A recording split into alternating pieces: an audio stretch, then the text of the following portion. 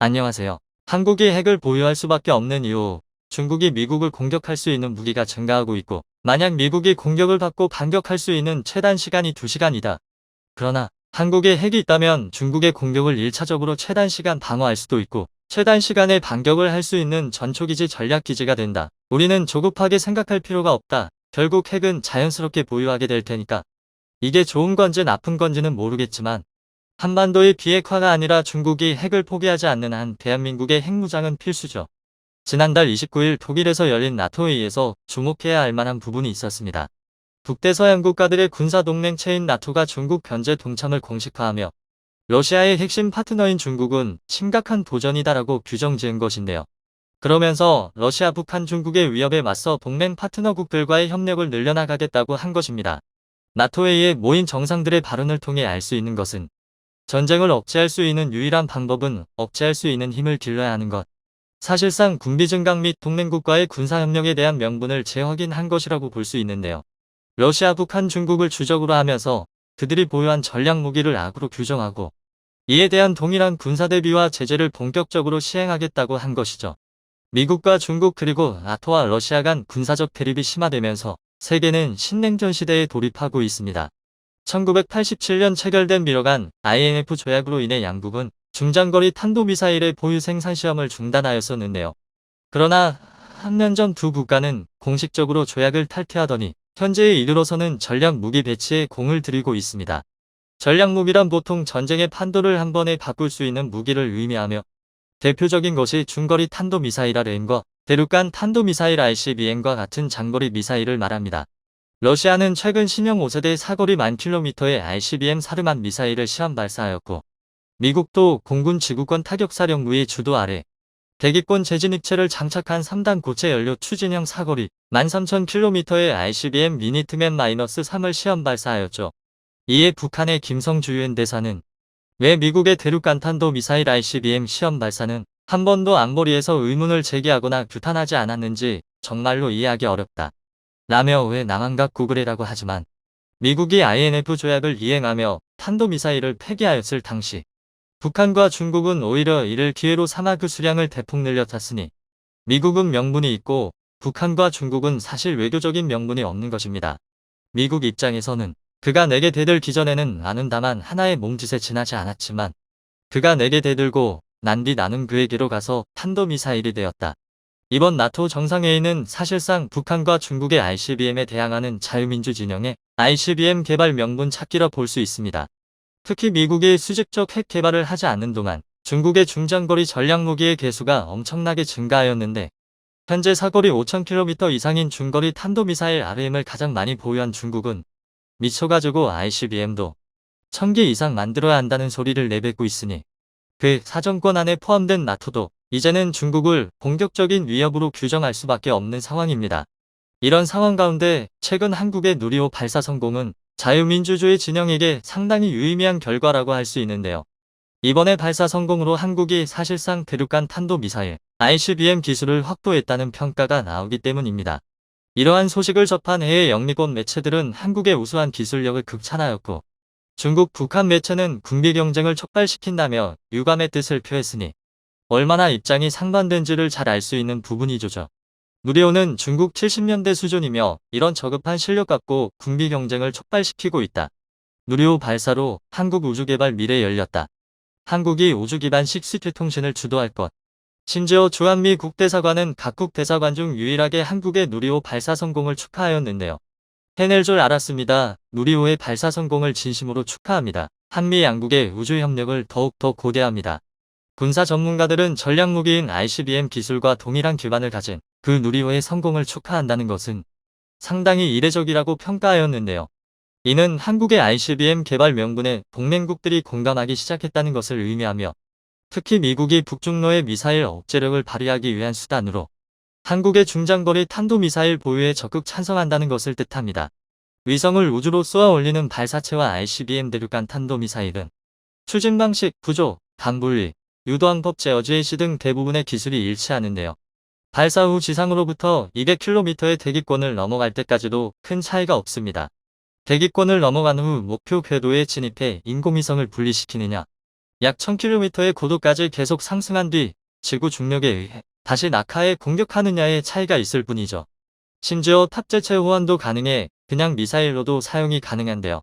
북한이 2016년 우주 발사체라며 광명성 로켓을 발사했지만 한미 정보당국이 ICBM이라고 판단한 이유도 여기에 있습니다. 그 가운데 무엇보다 핵심은 75톤급 중대형 액체 엔진을 자체 개발했다는 데 있습니다. 1단에서 75톤급 액체 엔진은 4개가 한대 묶여 1개의 300톤급 엔진처럼 동시에 점화하며 2단에도 1개가 달려 있습니다. 이 엔진 개발을 통해 세계 7번째로 중대형 액체 로켓 엔진 기술을 확보하였는데요. 무기체계 권위자인 권용수 교수는 군사적 관점에서 봤을 때 장거리 미사일을 개발할 수 있는 첫 발을 내디뎠다.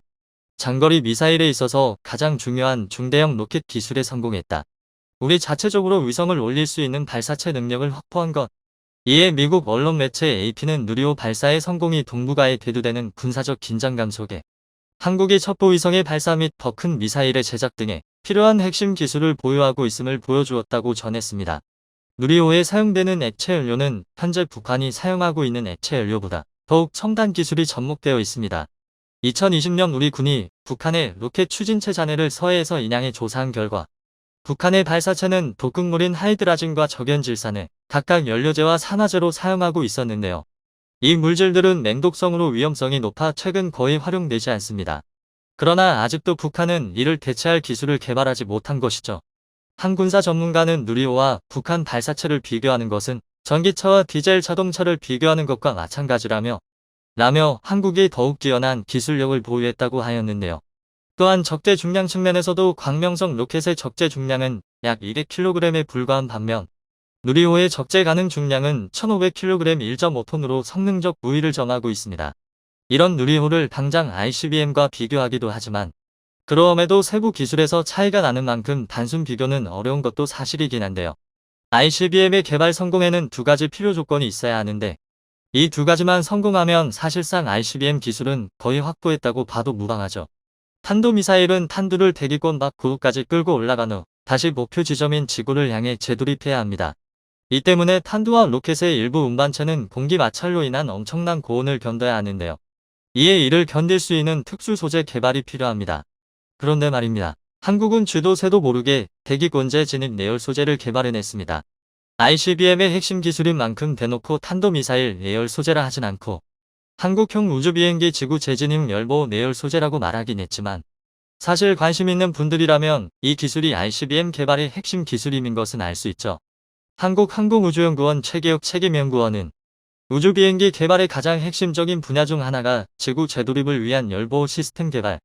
2019년에 기본적인 소재 개발 성공 2가지 첨단 소재를 개발했다. 2000도 이상의 고온을 견디는 특수 카본 소재, 1000도를 견디는 다공성 스폰지 같은 경량 소재가 개발이 되었다. 토치를 이용한 1000도 가열 시험에서 성공적으로 재사용이 가능한 것도 드러나 특수 카본 소재는 고온 플라즈마 풍동을 이용 기본적으로 2000도 이상의 내열성을 가진 것을 확인. 별거 아닌 것 같아 보이지만 상당히 개발하기 까다로운 기술 중 하나입니다. 현재 북한이 대륙간 탄도 미사일을 개발했다고 여러 번 발표했지만 유일하게 대기권제 진입 내열 소재 개발은 성공하지 못했는데요. 이에 북한의 ICBM은 아직까지 미완성이며 일종의 정치쇼에 불과하다는 게 미국 및 대다수 국가들의 견해이죠. 지난 5월 북한이 화성-17형으로 보이는 대륙간 탄도 미사일 ICBM 한 발과 북한판 이스칸다르 단거리 미사일 2발을 섞어서 쏘았는데요.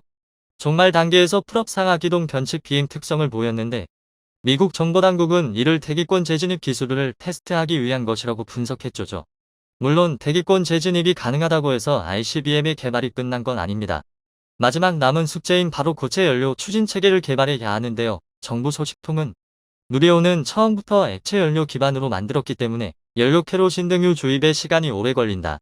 더구나 산화제로는 초저온의 액체 산소를 쓰기 때문에 군사적 용도엔 맞지 않는다. 그걸 또 에둘러 변명, 아니 설명했습니다. 한국은 한국이 순수기술로 개발한 고체 연료 엔진 우주발사체 시험 발사에 성공하였는데요. 지난 3월이었습니다. 왜 유독 중국이 한국의 군사 증진을 두려워하는지 알 수 있는 대목이죠. 그냥 했다 하면 개발 성공, 시험 성공이니 말다 했습니다. 일각에서는 기술 정보를 다 갖고 있는데 하나씩 애들 쫄지 않게 푸는 거라고. 심지어 정부는 내년부터 누리호 개량 사업에 본격 착수, 현재 1.5톤 수준인 탑재 위성 중량을 2.7톤 이상으로 늘릴 계획을 밝혔는데요. 미국의 델타의 로켓처럼 누리호에 고체 연료 보조 로켓을 장착할 것으로 보입니다. 이는 군용도 아니니 수차례 고체 연료를 쏘아대도 중국도 할 말이 없는 것이죠. 누리호의 발사 성공 및 중거리 탄도미사일급 고체 연료 우주 발사체 성공으로부터 현무 사거리 5,000km급 중거리 탄도미사일 개발의 초석이 될 것으로 전망되고 있습니다. 사거리 5,000km 타격이 가능해진다면 일본과 중국은 전역은 물론이고 동남아시아 및 유럽 그리고 러시아까지 사정권에 들어오게 되는데요.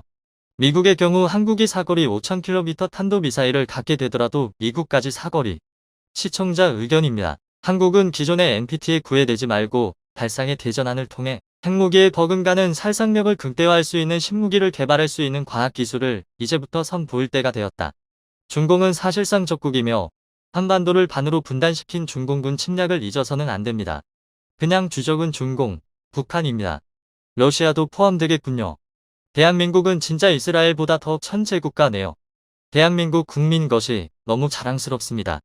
그리고 현명하고 지혜로운 말 한마디 올립니다. 시청해주셔서 감사합니다.